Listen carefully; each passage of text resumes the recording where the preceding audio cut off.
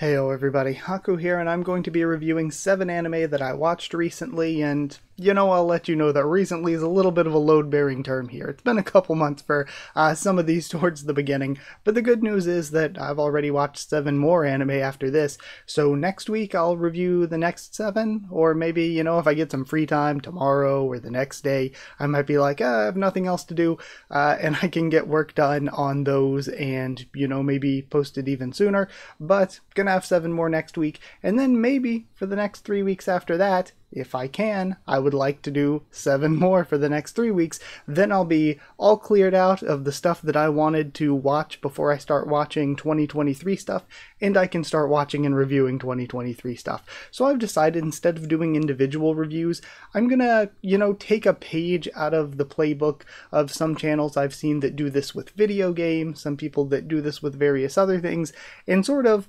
review a couple at a time, do these larger videos where I'm gonna give you a few of them. Now I'm gonna be spoiler free with them as much as possible. I mean, I'm gonna give you the basic premise, but I'm not going to really go into spoilers for any of them, but I want to talk about all 7 of these with you. So this week, for these 7, I've got Bungou Stray Dogs Season 1, Vinland Saga Season 1, Boku no Hero Academia Season 5, Mairimashita Iruma-kun Season 1, Toaru Kagaku no Accelerator, Granblue Fantasy Season 1, plus the related OVAs, and then Golden Kamuy Season 1 and all of its related OVAs. So those are the 7 we have this week. I'll talk more about the stuff we're going to do next week and into the future at the end of the video maybe. But for right now, I just kind of want to, go through, give like a basic premise, my thoughts on it, my thoughts on the production quality of it, go into like, since I did with the anime awards for 2022 when these anime were just things that I needed to watch between 2022 and 2023, things that might have future seasons that I wanted to watch for 2023 and things that I just had been wanting to watch in general. So that's kind of why we're doing a lot of season 1s this time around, and next time we might be doing season 2 for some of these in the coming weeks. But yeah, since we did for the anime awards the Character of the Year, Waifu of the Year, or Best Girl, whatever.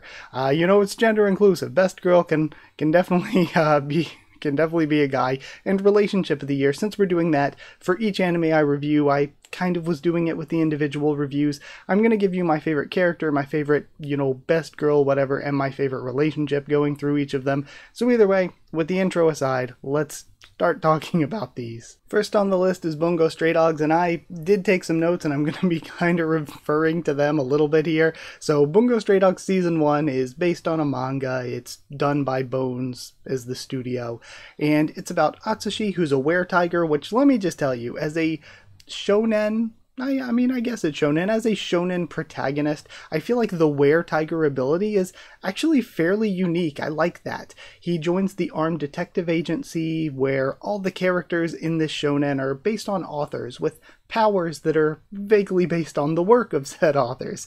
So it is more mystery than action, but it does definitely dive into the action. And it's honestly kind of, how do I describe this? BL-ish? It just gives those kind of vibes, you know what I mean? Kind of like Black Butler, where Black Butler's not like really like BL, shonen ai, yaoi. It's not any of those things, but you can kind of tell that the author, is kind of putting those vibes into the series. To me, Bungou Stray Dogs gives me those same vibes where I'm like, it's a bunch of like ikemen anime boys doing things. So, it gave me those types of vibes. I also feel like for season 1 of this, you're going to want to watch future seasons. So going into Bungou Stray Dogs, I hadn't heard anything. I didn't know anything. When I didn't even look at the kanji when I was looking at the title, the kanji Bungo would like kind of lead me to think, oh, it's going to be, related to literature and these authors and stuff. But I was just like, oh, I guess Bungo is the name of the place they're from. It's not, but I didn't know anything going into this. All I had ever seen was it getting decently high review scores at like all of these anime tracking sites, and also I would constantly see it in my like YouTube recommended feed from anime reactors reacting to it. I had never heard anybody talking about Bungou Stray Dogs, but boy had I seen it from like all the big anime reaction channels. And I was like, they're all reacting to it, and usually, you know, only the kind of top echelon of anime gets that kind of treatment, and in addition it gets good scores from these sites, so I'm like, you know, it's definitely got to be worth checking out. So I didn't know anything going into it, but if you're watching season 1, there's like 5 seasons out at this point, you're gonna want to be watching the rest, because this doesn't feel super self-contained. It is definitely just a small part of a larger story. It isn't like a full story just on its own in season 1, though that doesn't mean that a lot doesn't happen, because a lot does happen. We have a lot of the intro bits. We have a bit where Atsushi, the main character, it feels like he's going on all these different side quests with all the different members of the Armed Detective Agency, and then eventually it leads to all of the stuff towards the end. And again, even then, that's not extremely conclusive, because we're just continuing to move into season 2 after this. So early on in this, there is some like sibling incest ship joke, like comedy shipping early on, and it's really prominent, and I think that is honestly, it's a very good filter. I think that having some stuff like that is a very good way to keep a lot of annoying people away from a show's fan base. So, you know, more of that. Go for it. Good to see. But I love the Port Mafia. That's another thought I have.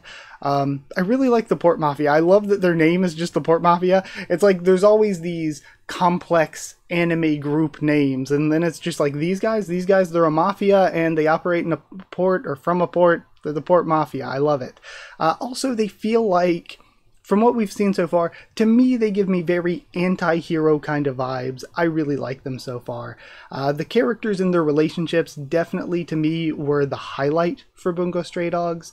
And beyond that, getting into the production, I thought that every part of the production quality was really good. Not my absolute favorite, like when it comes to the music, the direction, the animation. It was all definitely, I would say, well above average. I would say it's well above average for anime.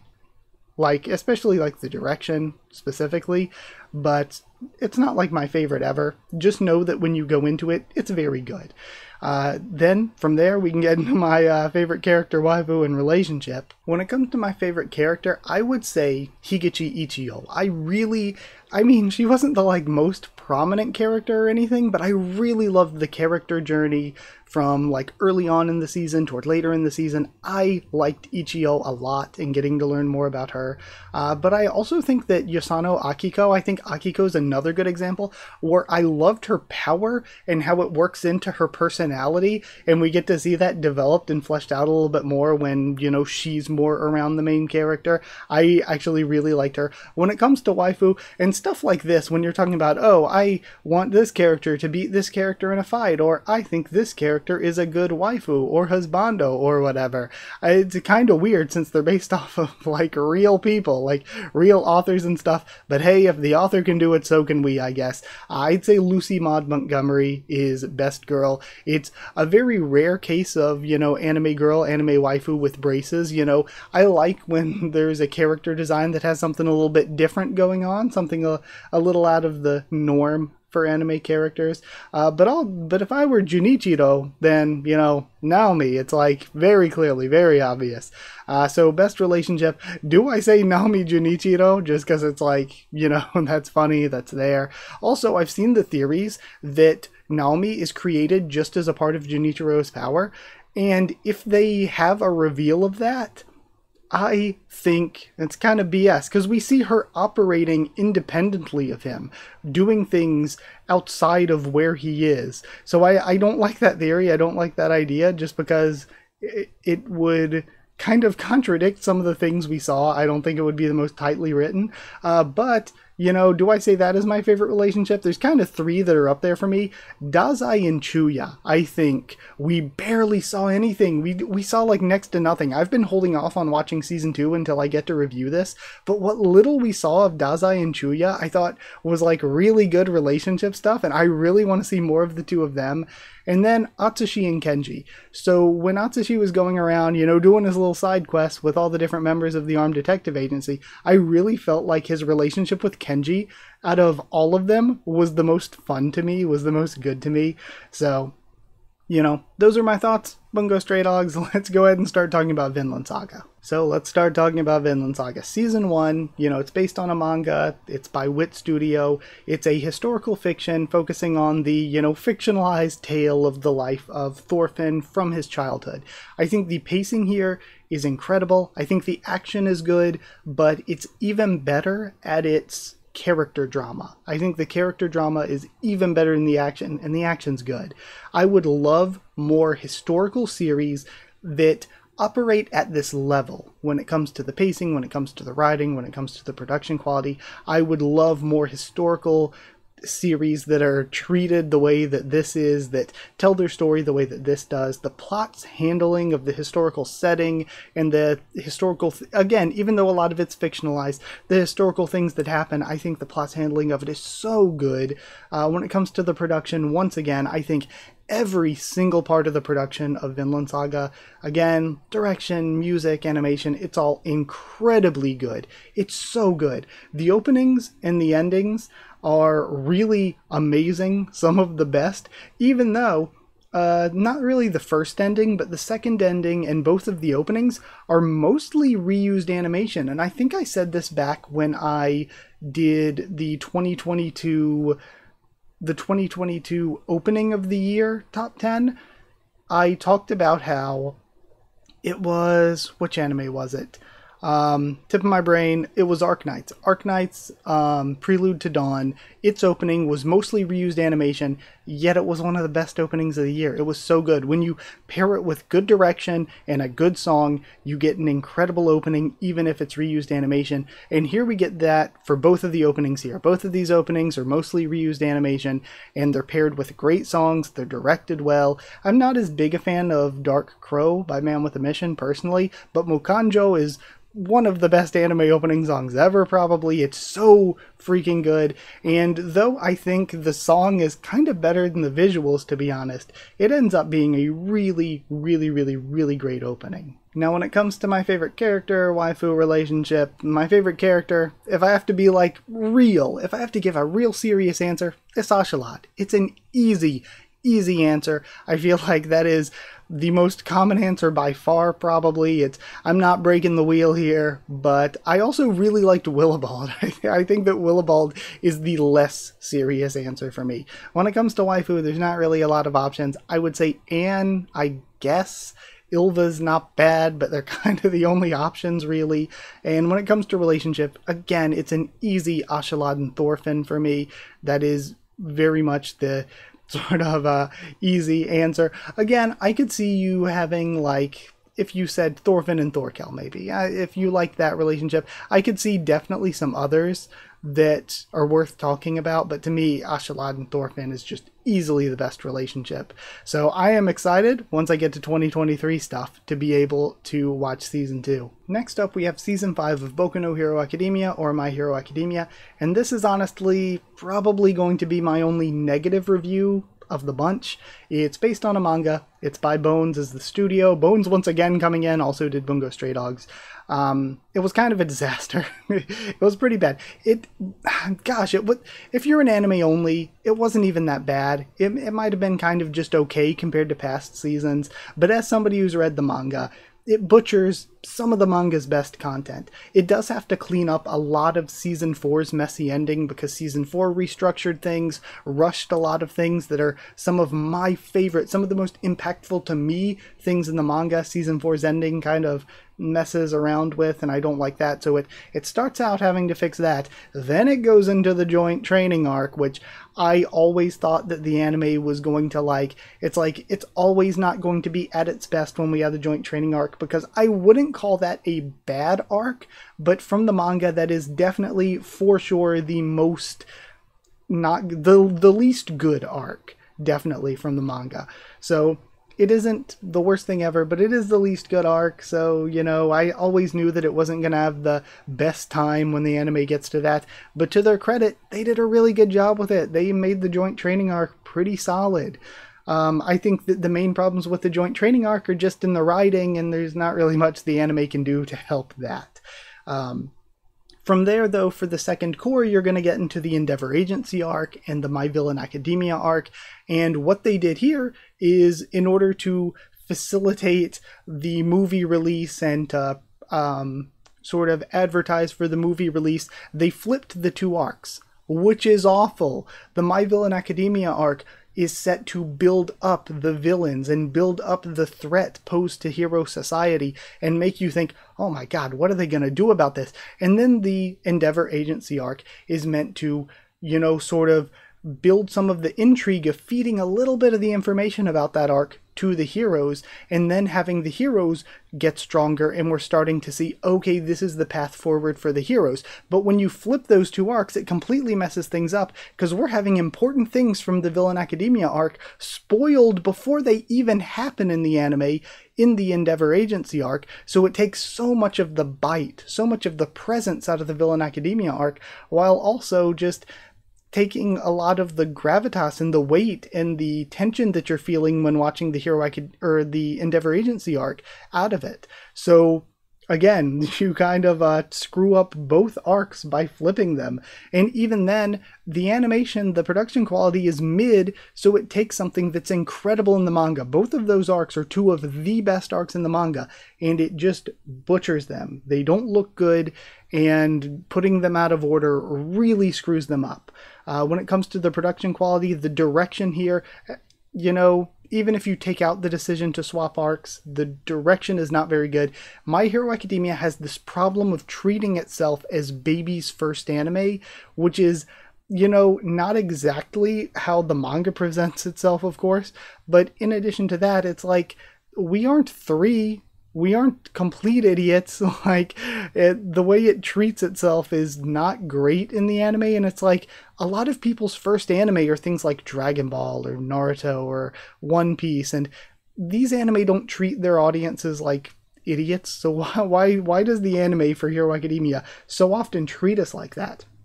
The animation quality was okay. It was fair, which isn't good to me when you have a production that's this big, when a production that's this famous, this high, you know, this high level with all these eyes on it. Good isn't good enough. Just all right isn't good enough when you have a production that is this big, especially given the fact that, you know, times have changed. I think that for the first 3 seasons, in the mid to late 2010s, it's like My Hero Academia, compared to a lot of other anime that were coming out, was like the most consistent when it comes to having good direction, good animation, good music, and being able to put out, what, like 24 episodes every year or two? Like, it was very, very consistently good. But then it kind of took a dip down in its production quality in seasons 4 and 5, and I hear that it gets better in season 6 and especially 7, but it takes a dip down in seasons 4 and 5, and meanwhile, while it's taking a dip down, once we start getting into the 2020s, anime production in general starts going crazy. We now have like a half dozen to a dozen really incredible looking anime every single season now. So while everything else, it feels like the tide has risen, My Hero Academia kind of went down with seasons 4 and 5 in its production quality. The openings, I think, were low mid, and the endings, I think, were good. Hero Academia pretty much always has good endings. I also regret that there's so many good things that were left out. Important character stuff for Spinner. There were things that they just left out, and yet they're putting things in to try to promote a movie, and they're always trying to do this thing where they're trying to throw Izuku, Shoto, and Bakugo in your face as a trio all the time, when that's not really how the manga usually presents them, or presents Class 1A, or presents the story of My Hero Academia. And the anime sacrifices so much to just throw that at you, and I think that's on the direction, that's on the decision making, where they're constantly sacrificing the actual canon content to cater to movies. It's rough. I did not think that this was a good adaptation. And again, if you are an anime only, I think it's fine. You're not going to think that this was a good season or a great season or whatever, probably. It's, compared to past seasons, you're probably going to think it's fine. But as somebody who's not an anime only, somebody who's a manga reader, it just was not good to me.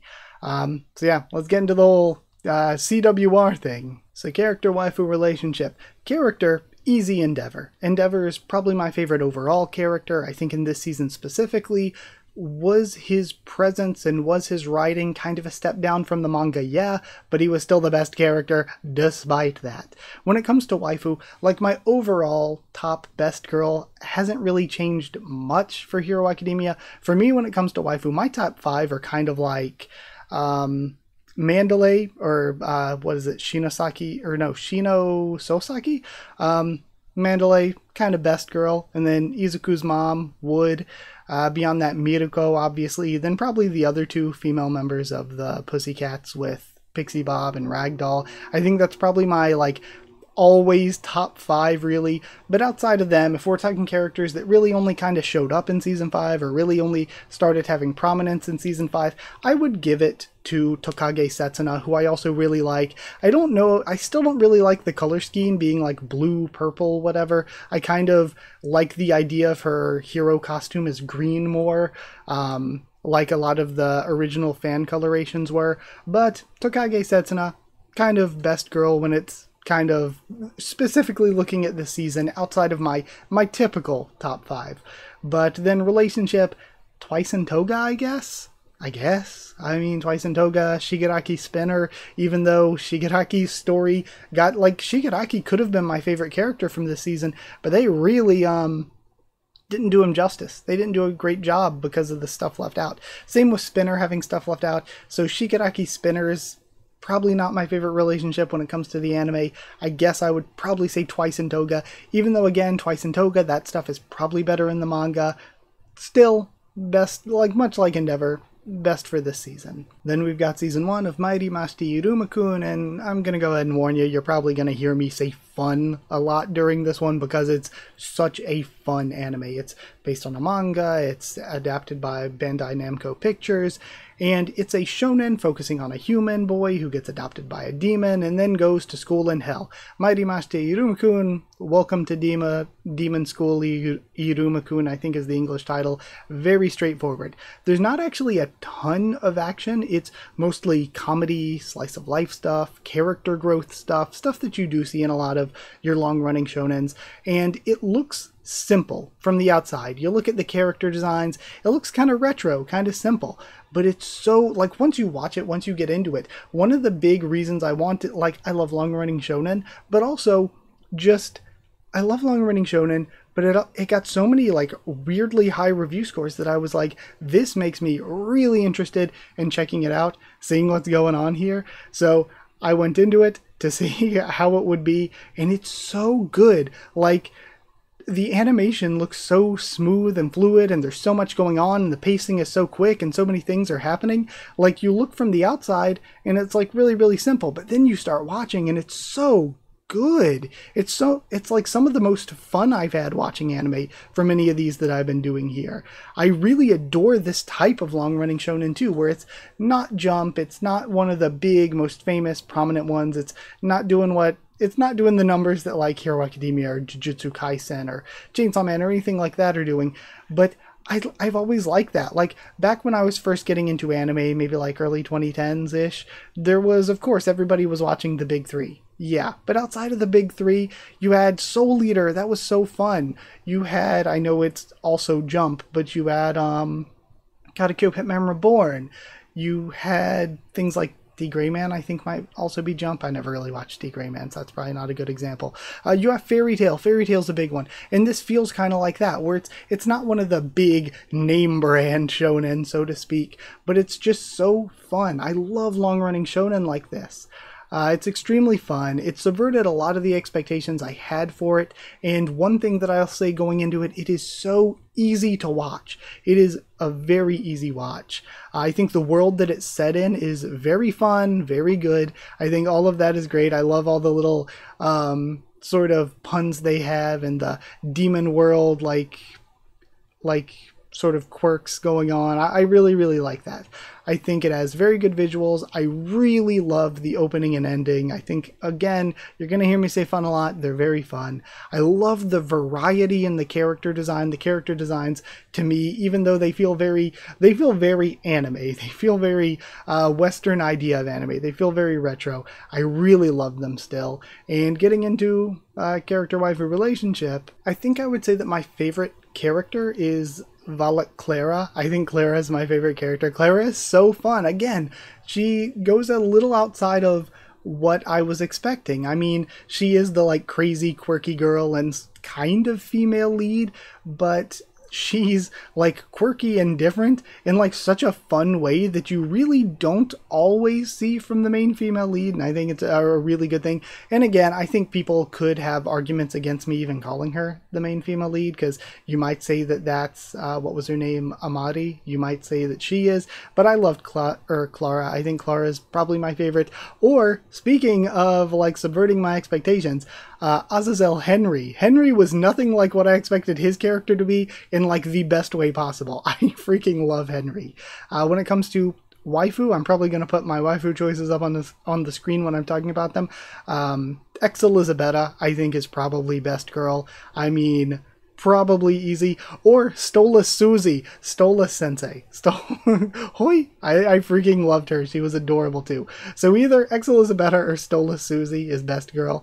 And then for the relationship, if I'm allowed to say, you know, it doesn't have to be a relationship between two characters specifically, I'd say the main trio. The main trio is like so perfectly balanced. The relationships between Azkun and Iruma are really great. Iruma and Clara, I think, is maybe the weakest of the bonds between the trio, but still good.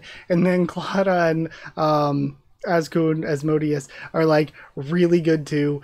So like the main trio maybe is my favorite, or if I have to just pick two characters, I would go slightly outside of the main trio and say Sabnok's relationship with Clara. I think Clara and Sabnok's relationship was really, really, really fun too.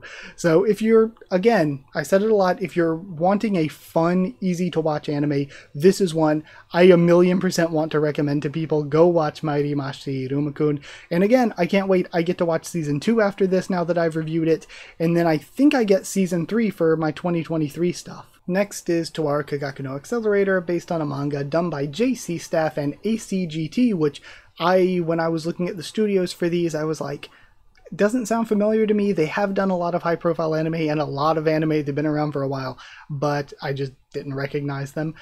So for most of my time, things that I knew going into this, for most of my time as an anime fan, whenever I was asked what my favorite anime franchise, my favorite anime series, my favorite anime was, I would always say, it's Raildex. It's the Toaru series. I would always say that that's my favorite, and specifically if you're like, what season or what specific anime is your favorite, I would always say Railgun S was my favorite.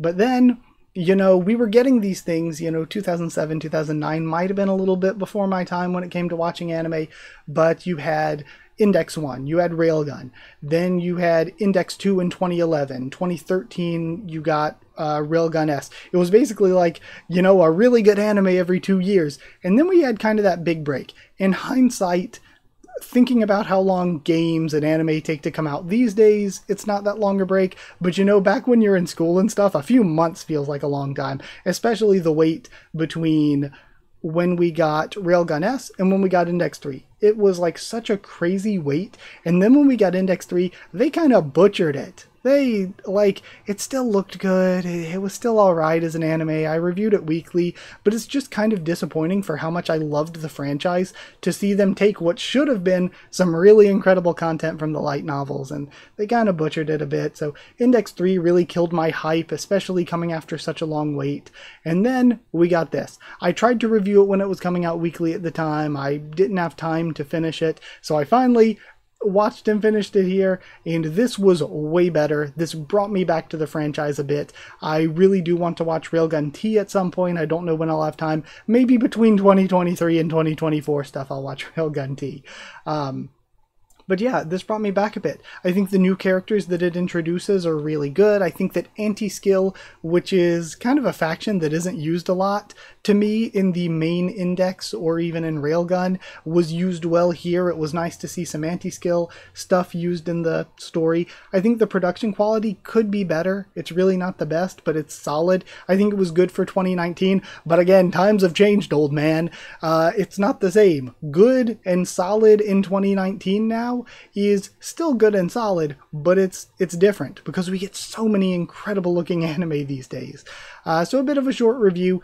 Again, you're going to want to be a fan of the Toaru series. You're going to want to have watched more of the Toaru series before getting into this. I will say, if you're somebody who's iffy about fan service, doesn't really like fan service that much, the Toaru series is really in on the ecchi, which to me I think is a good thing. I think the more fan service the better, the more ecchi the better. It keeps annoying people away. It's a little spice. It keeps you from being too bland. It's, you know, a lot of the people, when I see people complaining about fan service, a lot of the complaints, to me, sometimes it's justified for some certain series, but most of the time it's people complaining, oh god, this tap water's too spicy for me. Oh god, how can you eat this white bread? This white bread's just too spicy. You know, it kind of helps things from being too dull, and this I feel like was a big step down in like fan servicey stuff. There was a lot less of it here, I think, than in the first 4, and I guess I don't really remember that much of Index 3 to tell the truth, other than how rushed it was. But there's less of it here, and it does add partially that, and the pacing here, it just feels a little bit slower. Those two things kind of add together to this feeling a little more bland. Like, I don't think it lives up to the first 4 seasons in the Toaru franchise, but I do think I probably prefer it to Index 3, even though Index 3, again, it had a lot going on. It just, I can't watch Index 3 without thinking about how rushed everything is. So, you know, I do think I like this better than that. So yeah, I think, again, good for 2019, but if you want to watch this, you're probably going to already have to be a bit of a Toaru fan. Now, when it comes to my favorite character, I'd say Esther Rosenthal. She was a new character added for the Accelerator anime/manga, the Accelerator storyline, and she was very, very good. For the best waifu, I mean, I got both of them up in the picture I'm going to put up here with Accelerator. So I would say Kwoto is best girl, or Hitokawa Hasumi. She isn't really Hasumi anymore, though. I think Kwoto is best girl. And then as far as relationships go, there are a couple that I think are probably pretty fair to say for this, but my personal favorite, I'm going to say Esther and Accelerator is the best. Now then, into Granblue Fantasy Season 1, plus the OVAs. This is based on a game. Going into this, I'll have to say, I haven't played the game or anything, and it's adapted by A1 Pictures. So, it's about a crew sailing the Sky Islands looking for a thing. A very simple premise, very easy to get behind premise. Again, for some of you who have played the games, you're going to come in with more knowledge than me. The new game that came out, the actual like full console RPG looking game, looks really good. I'd love to play that now. But yeah, it's a simple premise, but I totally loved it. Even as someone who hasn't played, I still had a ton of fun. I thought the story was good. I thought it looked good. I thought, especially towards the end, it starts out a little slower, but then towards the end, I think the character work gets so much better. There's more action that's really good. I think that overall, towards the end, it really steps its game up. And even from the beginning, it's good. I think that it's a good anime, to me, personally. But for as good as it is, it can be a little bland at times, especially towards the beginning. But then we get the OVAs. The OVAs killed it. The OVAs were so good. OVA 1 is a beach episode where Gran is replaced by the far superior Jita, who I did know about ahead of time, to be fair, because while I hadn't played the game, I will say that my only experience with Granblue Fantasy coming into watching the anime was, you know, it may or may not have been some doujins where Jita may or may not have been a femboy. And if you know what I'm talking about, maybe some of you understand the reference, but I won't go any further into it than that.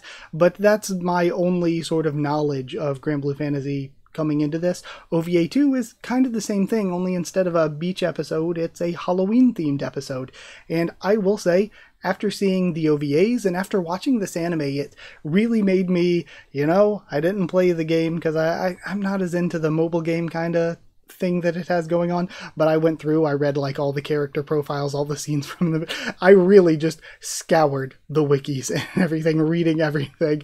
But after seeing that, after seeing the OVAs, I've got to say, I think, I haven't watched season 2 yet. I don't know if there will ever be a season 3, but they should lean more into the fan service, because the game does that plenty, and it feels like the OVAs were just fun.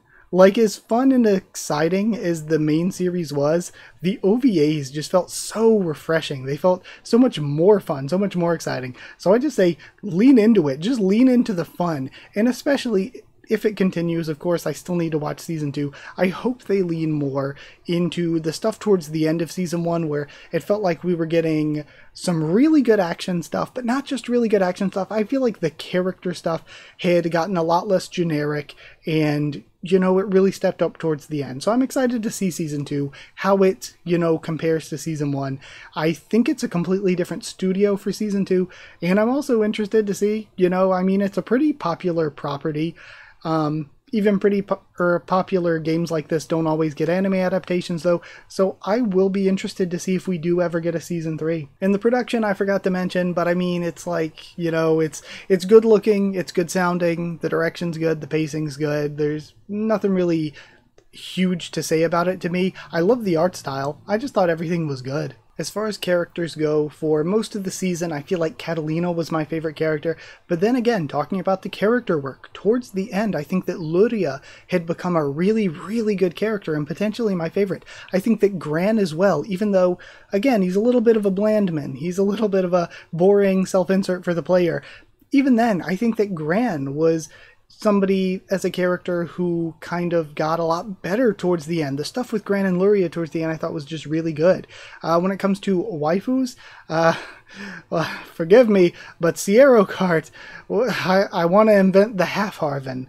So there's Sierra Kart, but, you know, second place maybe I think would be Sturm. I think that, you know, all of the draft have really good designs. Generally, like, the female draft in specific are just basically all just short girl giant boobs, so it's okay. Then as far as relationships go, it's kind of an easy Gran Luria or Catalina Luria. Both are really good relationships, so it's one of those two. It's between those two. And our last anime for this video is going to be Golden Kamuy Season 1 plus the OVAs. Or I think OVA. I think there's maybe only one. I don't really remember. But either way, based on a manga done by Geno Studio, it's got a historical, and for what I knew going into it, I had watched like the first episode or two back when it was first airing week to week, but again didn't really have time to continue with it. But now, watching it all now, it's a historical setting. It's post-Russo-Japanese War Hokkaido. It's about a Japanese war veteran and an Ainu girl teaming up to hunt treasure. And it's incredible. I think the drama and the action is really good. The cooking and the historical and cultural stuff is great. That is like some of the best stuff. The comedy and the character work also so good. It makes such a great use of its setting too, while still it makes such a great use of the setting, but then also just has so much fun with it. It's so good. I love it so much.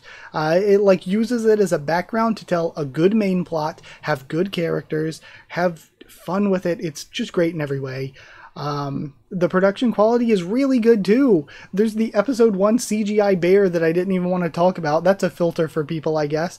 But it's like, it's so weird looking back on that after watching the rest of the season. And it's like, yeah, you had the weird CGI bear episode 1, not exactly putting your best foot forward, but it doesn't even look that bad in my opinion. It's not that awful. It's just kind of weird and out of place, especially when the rest of the anime just looks really good.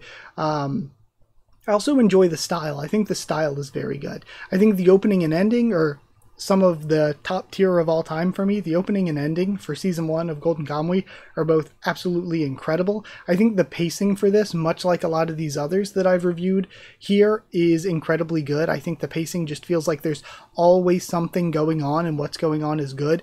And sometimes I will admit to you all, sometimes I feel a little zoomer brained. Sometimes I feel like I have struggle sitting through 20 some episodes of anime if there's not a lot going on, and there can be not a lot going on. I'm about to next review praise Tensura Season 2 a lot for one episode where the characters are just sitting around a table talking, but I was like on the edge of my seat, really enjoying it the whole time when it was just a full anime episode of characters just around a table talking.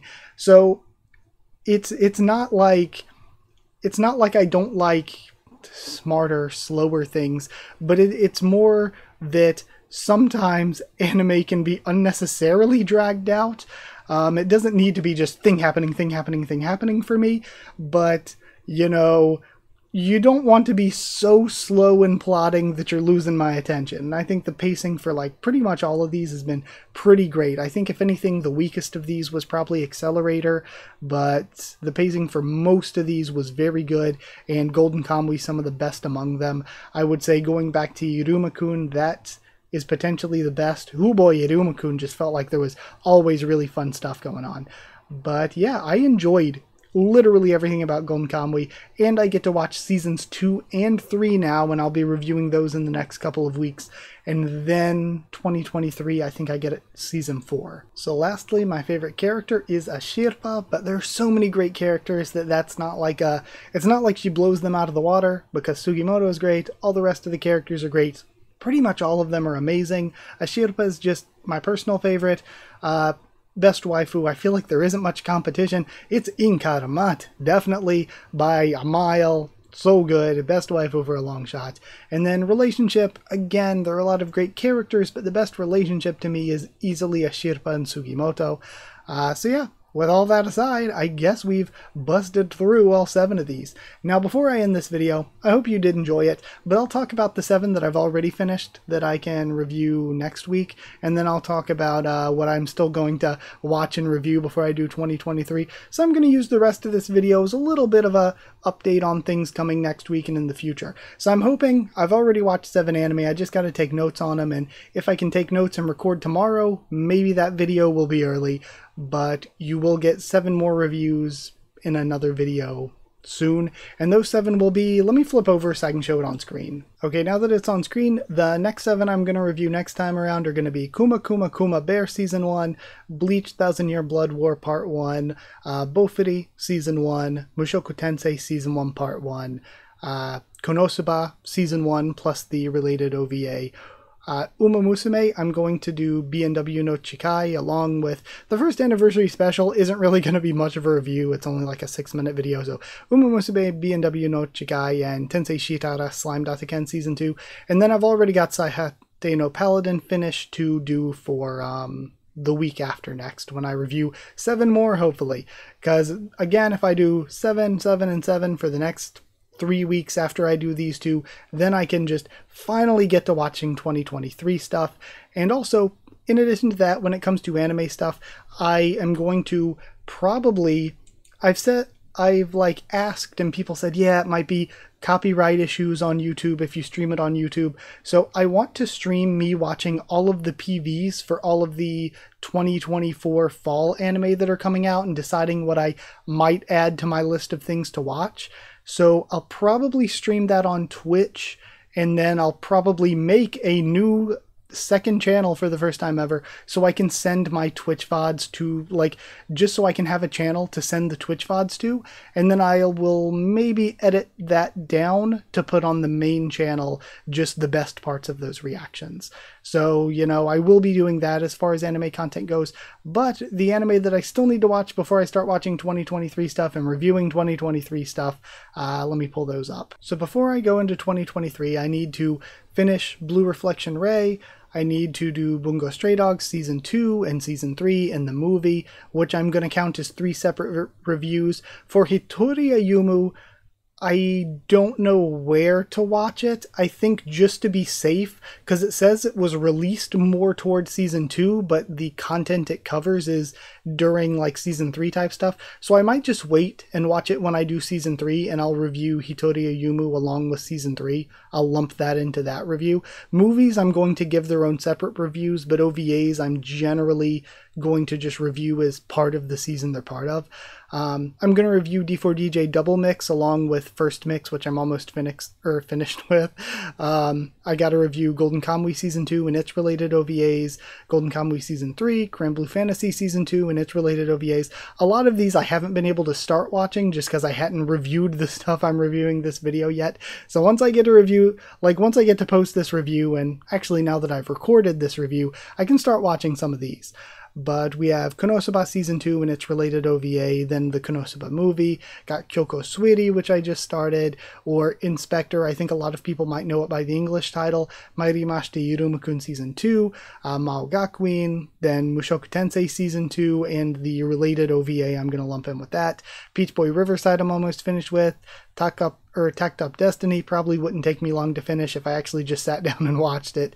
Slime Ken Season 2 and the Slime Ken movie, but I'm going to do Tensura Nikki. It was released before Season 2 Part 2, so I'm going to review Tensura Nikki. Well, next review you see, next week I'm going to review Season 2 Part 1. I've already watched it. Then the review after that, I'll do Tensura Nikki, so this will be one of the next ones I watch. Then the review after that, I'm going to do Season 2 Part 2. And then for the final of these 5 sets of 7 reviews, I'll do the movie. And then, of course, I need to do Uma Musume Pretty Derby Season 2 once I post the review, I guess next week, when I do B&W no Chikai. So yeah, with all of that aside, I wanted to let you all know what was coming in these next reviews. So just to build your hype up, get you a little bit excited for these. So we're going to be reviewing all of what I just mentioned. And then once that's done, I can start watching 2023 stuff. And when I start watching 2023 stuff, I'm going to review things 5 anime at a time until I feel like, okay, I've done enough for 2023. Then once I feel like I've done enough for 2023, I'll do the anime awards, you know, best waifu, best character, best relationship. I might do best episode, best opening, best ending, anime of the year, all of that kind of stuff. Once I'm done with all of that, hopefully, it feels horrible to say, but hopefully by like May 2025, I would be done with 2023 stuff. And then I can finally, you know, I'll need to watch some things before I watch 2024, like some things that have season 2s or increased, like I've never watched Demon Slayer or Kimetsu no Yaiba, I think is the Japanese title, but it has another season in 2024, so I will watch and review all of Demon Slayer and then watch the new 2024 season when we get to that. So stuff like that I will need to do between the 2023 and 2024 stuff, just like I'm doing now with this stuff, and then I can finally start doing 2024 stuff. So it is what it is. It's kind of weird and not good being so far behind, but it's also kind of good in the sense that if you're watching like truly week to week, you don't know if something's going to end up being bad, but since I'm watching behind, since I'm not even watching 2023 stuff yet, and it's already September 2024, that just means that I get to pick just the best stuff to review from 2023 when I go into reviewing it. And let me tell you, 2023 is stacked. Like 2022, I watched 50 anime. I don't know how I'm going to hold myself to just 50. I might watch 100 anime for 2023. 2023 is stacked beyond belief. 2024, luckily for me, I might not have to watch as many as 2023. 2024 has some incredible anime, but it's not quite as stacked as 2023, I think. So we'll have to see where things go. I'm just, like, that's way long term, but in the short term, expect 7 anime this video, 7 anime next week, and then hopefully for the next 3 weeks after all of this. Either way though, thank you for watching. I hope you did enjoy the video. Like the video, comment down there to tell me what you thought of these 7 anime, my thoughts and reaction. Subscribe for more anime, much more on the channel. We do so much here. If you want a link to the Discord server, it's free and open for anyone. If you want to talk on Discord, or if you want to talk on Twitter, we can as well. If you want to help support the channel by dropping a super thanks, that is something that's appreciated. If you want to I'm losing my train of thought a little bit. If you want to help support the channel, but also get One Piece videos a little bit early and get your name at the end of every single video, you can hit join down below to become a member, or go to patreon.com/Haku of the tubes, or a link will be in the description to become a patron. Thank you so much to people who are already patrons and channel members. Thank you to Chosen Regular Evan Holly, Magical Girls, FR Nono, Abyss Knight, JA and the D-Band, Cheriton Students, David Langstaff and Folded Ghoul, Slayer Candidates, SGN, Stan Cedar, and Pure Element, Pade Owl. Thank you so much for all of your support. Thank you so much for watching, and I'll see you all next time.